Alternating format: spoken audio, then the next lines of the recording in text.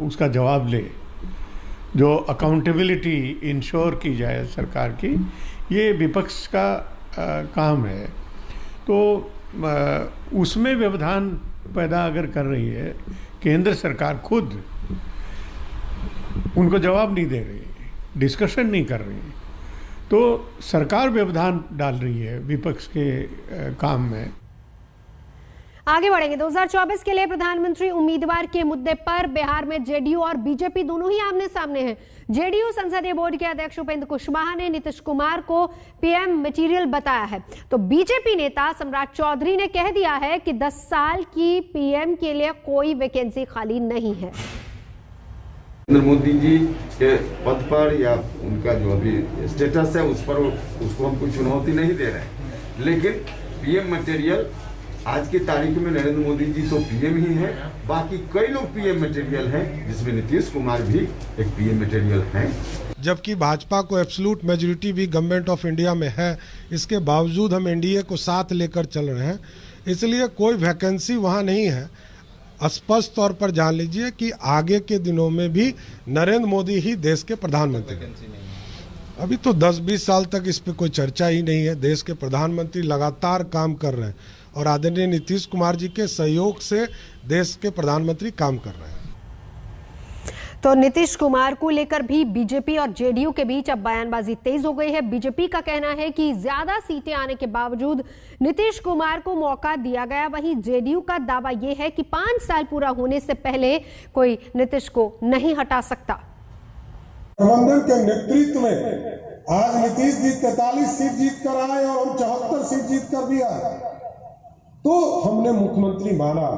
और यह कोई नई बात नहीं है। जब नीतीश जी 37 सीट जीत कर आए थे 2000 में और 68-69 सीट उस समय भी भाजपा जीत कर आई थी, तब भी नीतीश कुमार जी को मुख्यमंत्री इस पार्टी ने माना। खाली पुलाव बना रहा है। 5 साल के लिए जनता ने इस बार जनादेश किया है नीतीश कुमार जी को फिर से मुख्यमंत्री के पद पर रहने के लिए। तो 5 साल से 1 घंटा पहले भी कोई दुनिया की ताकत नीतीश जी को मुख्यमंत्री पद से नहीं हटा। कोई खटास नहीं है। एनडीए पूरी एकजुटता के साथ है और एकजुटता के साथ आगे भी रहे। आगे बढ़ेंगे। यूपी में मुहर्रम को लेकर डीजीपी मुकुल गोयल की तरफ से जारी 4 पेज के निर्देश वाली चिट्ठी पर विवाद खड़ा हो गया है। इससे मुहर्रम के दौरान निकलने वाले जुलूस और पुरानी प्रथाओं का जिक्र था, जिसको लेकर शिया समुदाय एतराज कर रहा है। शिया धर्मगुरु कल्बे जव्वाद के बाद शिया चांद कमेटी के अध्यक्ष मौलाना सैफ अब्बास ने भी कहा है कि अमन चैन खराब करने की कोशिश है। उन्होंने मुहर्रम की पीस कमेटी के बहिष्कार कर दिया।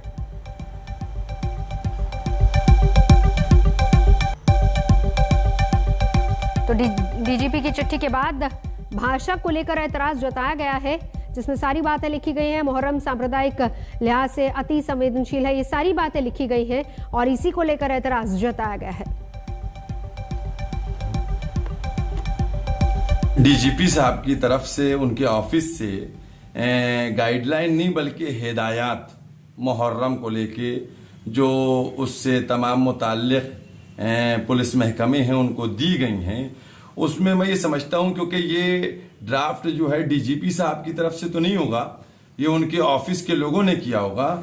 जो ड्राफ्ट किया गया है, जो लैंग्वेज यूज की गई है, उसके ऊपर पूरे शिया समुदाय को, पूरी हमारी कम्युनिटी को, पूरी कौम को एतराज है। उसमें जिस तरीके से बातें की गई हैं, तबर्रे को लेकर बात की गई है, उसमें जिस तरीके से जानवरों का तस्करा किया गया